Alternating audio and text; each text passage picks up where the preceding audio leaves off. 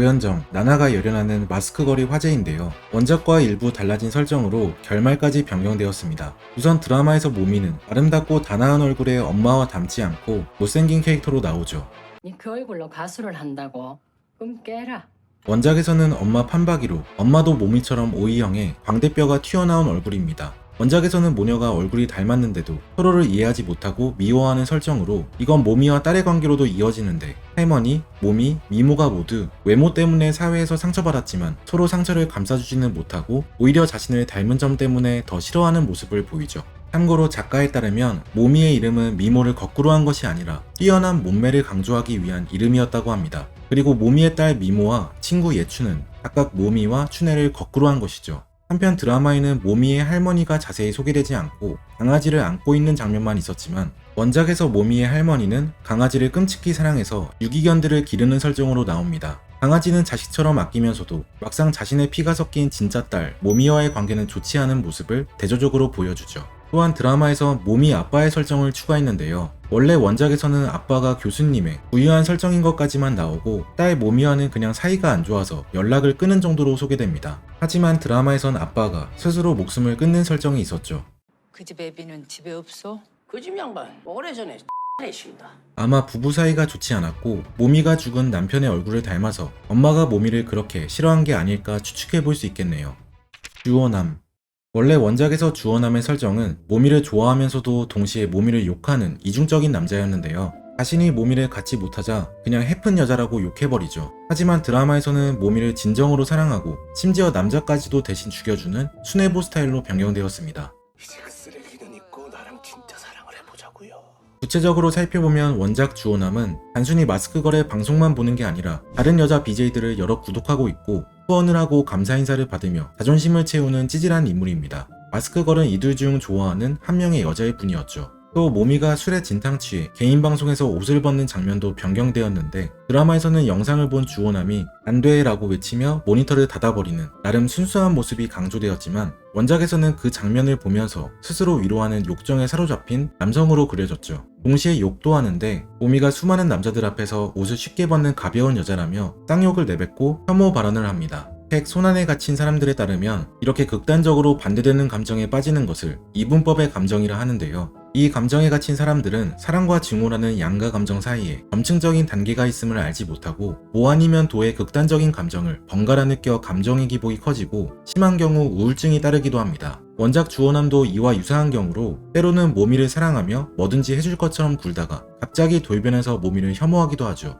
이 부분에서 가장 주요하게 달라진 부분은 드라마 주호남이 모미를 범하려 했던 핸섬 스님이라는 남성을 대신 죽여준 것인데요. 원작에서는 모미가 직접 핸섬 스님을 죽이고 실제까지 혼자 처리하는 것으로 나오지만 드라마에서는 모미를 너무 사랑한 나머지 주호남이 범죄를 뒤집어 쓰는 모습이 그려집니다. 이 장면에서 또 하나 중요한 건 사실 핸섬 스님은 살아있었고 범행 뒤처리 과정에서 눈을 떴는데 주호남이 너무 당황한 나머지 죽여버린다는 설정이죠. 이 설정으로 원작과 달리 주호남은 진짜 살인자가 됩니다. 그러면서도 모미에게 사실대로 말하는 게 아니라 오히려 자신이 모미를 구한 것이라며 모미가 죄책감에 시달리게 하고 이를 핑계로 가까워지려고 하죠. 이때 주호남의 엄마 김경자는 아들이 살인자가 아닐 거라 믿었지만 실제로는 아들이 죽인 게 맞았으니 자식의 실체는 잘 모르면서 아들의 좋은 쪽으로만 생각하고 남을 피해주는 인상 엄마의 모습을 제대로 보여줍니다. 마지막으로 원작 주호남은 모미에게 고백도 못하고 너가 함부로 몸을 굴렸다고 증오의 감정만 퍼붓다 모미에게 칼로 찔려 죽음을 당하는데요. 반면 드라마에서는 모미와 약간의 사랑을 나누는 것으로 나옵니다.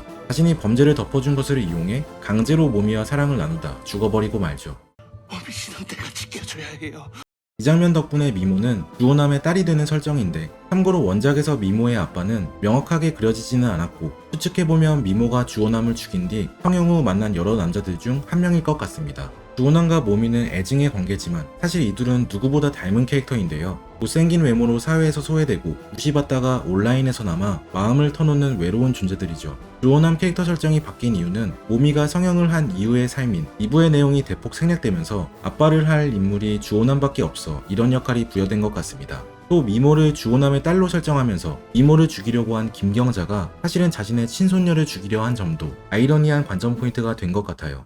유상순. 원작에서 유상순은 페미니스트, 요가, 히피에 관심이 많은 신세대 여성임을 표방하지만 여자의 적은 여자라고 한다거나 남자들은 마른 여자 싫어한다며 은근히 모미를 비꼬는 등 모순적인 면모를 보이는 캐릭터인데요. 드라마에서는 그런 설정들이 거의 없어지고 술자리 회식씬에서만 성희롱 관련 발언을 하는 역할로 축소되었습니다. 아니, 남자가 여자 가슴 만지는 거랑 여자가 남자 가슴 만지는 게 같아요? 뭐지 뭐 가슴 만지자 그랬어 내가? 이게 가슴이야 이게? 원작 마스크걸의 작가는 실제 자신의 부족한 모습인 나르시시즘, 자기 혐오, 이중성, 허영심 등을 여러 캐릭터로 나눠 담았다고 했죠. 인간이라면 누구나 있는 부족한 모습들이 웹툰에서는 극대화되어 표현된 것인데 유상순도 여자라고 차별받으면 안 된다고 말하는 등 스스로 높은 이상을 추구한다고 생각하지만 막상 본인의 행동은 그에 부합하지 못하고 오히려 여자를 차별하는 발언을 하는 등 모순적인 인간의 실체를 보여줍니다. 특히 드라마에 인상 깊었던 씬은 원작에 없던 지하철 성희롱 씬인데요.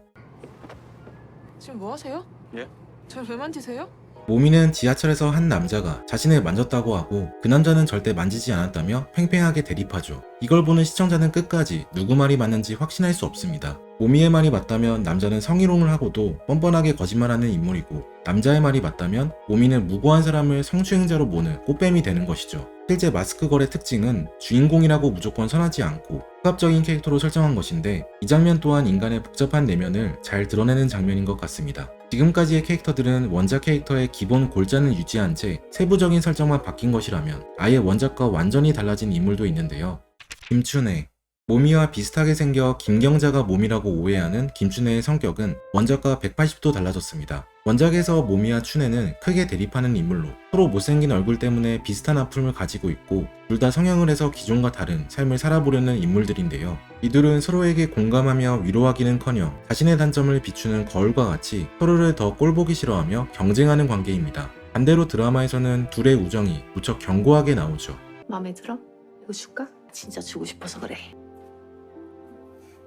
춘혜는 일부러 모미를 죽이려고 쫓아온 김경자가 접근하지 못하게끔 회사를 관두었다며 거짓말도 해주고 심지어 임신한 모미를 보호하고자 김경자에게 자신이 진짜 모미라고 이야기합니다. 네 아들 그 변태 같은 새끼 내가 죽였다. 둘의 관계가 변하면서 춘혜의 배신 장면도 없어졌죠. 원작에서 춘혜는 김경자에게 모미를 진짜로 넘길 마음이었고 모미 또한 이걸 알게 되자 춘혜를 기절시켜버리죠. 그 후 기절한 춘혜를 김경자에게 넘겨주었고 김경자는 그게 모미인 줄 알고 총으로 쏴 죽여버립니다. 반대로 드라마에서는 춘혜가 모미를 위해 대신 죽는 설정을 넣어 죽음까지 불사하는 우정을 그리며 둘의 관계를 강조했고 후에 이건 모미의 딸 미모와 친구 예춘과의 관계에서도 복선이 되죠. 김미모. 미모와 모미의 관계도 많은 변화가 있었는데요. 사실 원작에서 모미는 딸을 낳은 이후에도 문제가 많은 캐릭터로 딸을 일방적으로 할머니에게 버리고 다양한 남자들을 만나며 본인만의 행복을 추구하는 캐릭터입니다. 애초에 모미는 딸과 함께 살 때도 미모를 길거리에 버리고 미모가 있는 집에 남자를 데려오는 등 불안정한 엄마의 모습을 보였죠. 이 때문에 미모는 엄마가 자신을 버릴까봐 불안해하면서도 동시에 엄마를 증오하는 마음을 가지고 있습니다.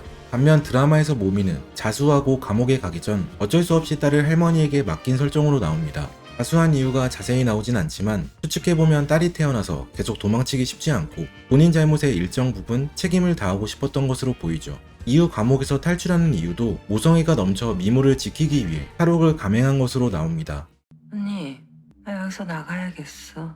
하지만 원작에서 모미는 경찰에서 자수한 게 아니라 딸은 할머니 집에 버려두고 혼자 일본으로 미리국하려다 걸려버린 것인데요. 모미의 첫 탈옥 역시 딸 때문이 아니라 성형 부작용으로 망가진 얼굴을 대수술 받고 싶어 탈출했죠. 원작은 딸이 아니라 자기밖에 모르는 이기적인 캐릭터로 그려졌습니다. 마지막에 미모를 구출하는 과정도 원래는 미모의 친구 예춘 혼자 미모를 구출하지만 드라마에서는 모미와 할머니, 예춘이 모두 집에 찾아와 협력하는 것으로 변경되었는데요. 모미가 본인의 모든 걸 포기하면서도 딸을 위해 목숨까지 희생할 수 있는 모성애를 그린 것이죠. 낮에는 평범한 직원에 불과했지만 밤에는 마스크를 쓰고 진짜 자신을 표출하던 김모미. 화면이 얇아질수록 사람들은 병들어갔고 정보가 많아질수록 지혜는 더 사라져갔다. 디지털에 빠진 아이들은 청소년기에 갇힌 채 여전히 엄마 품속에서 살아가고 있다. 책 손안에 갇힌 사람들은 스마트폰에 과도하게 몰입하는 걸 경계하는 책으로 단순히 중독은 나쁘다와 같은 1차적인 의미가 아니라 왜 현대인이 디지털에 중독되는지 심리적인 측면에서 분석하고 이에 맞는 해결책까지 제시하는 책입니다. 왠지 모르게 우울하거나 무의식적으로 스마트폰에 손이 간다면 디지털 중독 증상이 있는 것이니 이 책을 참고하시면 좋을 것 같습니다. 지금까지 책트폭행이었습니다. 오늘 함께 읽은 책 손안에 갇힌 사람들, 저자 니컬러스 카다라스,